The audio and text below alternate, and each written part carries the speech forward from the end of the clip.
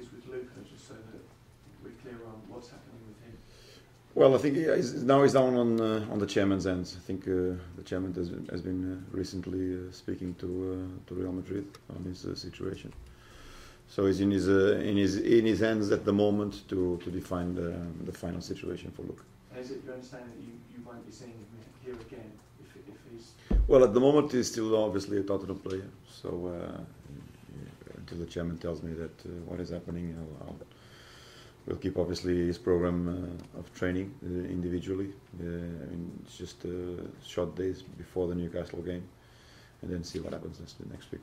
Do you have a replacement for him in mind? And if so, do you think you could bring that replacement in quickly? Well, obviously we have outlined a couple of solutions. We still have to address them because this has put in some way the market on hold. We've made initial contacts with a couple of clubs and players, but you know, I think before this situation was solved, we couldn't do nothing because we already have a certain amount of players on that position.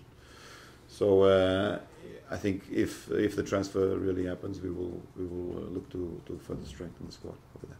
How do you view this game as an opening weekend fixture? Well, a difficult game. Going to Newcastle away is never an easy trip.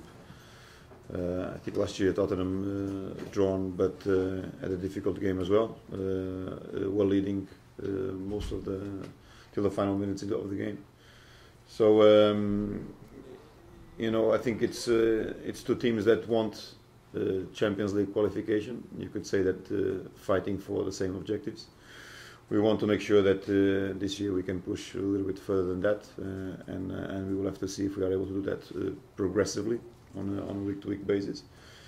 It will be good for us to start the season well, but we have to bear in mind that the opponent is an opponent of a high value, and that it's going to be a difficult game. So what represents a good season for Tottenham? Well, our ambitions are high, bearing in mind what we did last season. We certainly would be looking to add a trophy to our cabinet. Winning the Premier League is an extremely difficult proposition. I think it's still dependent on how well we can do on the market. The market is still open, but as you see, you know, for a couple of teams is still stalling. It's not becoming easy to deal with. I think on the eventuality that we finished what we want to achieve in the market, we can set out you know, a better proposition of what we can do this year.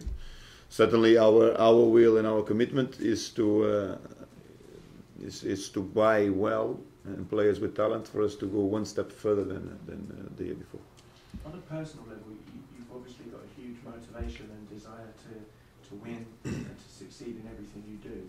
How has that been affected by your previous experience in English football? Is it greater now? Well, I think you could say that you know, it has increased the desire, but you can never put I think you know, my individual ambitions and my anger you know, just solely up to me. I think it's much more important to know what Tottenham wants for the future, and you know, Tottenham's objectives are more important than my anger. Obviously, your anger will drive you on to. Obviously, I want to transfer this anger into the players, and if I'm able to do that, you know, we can all strive to improve our position.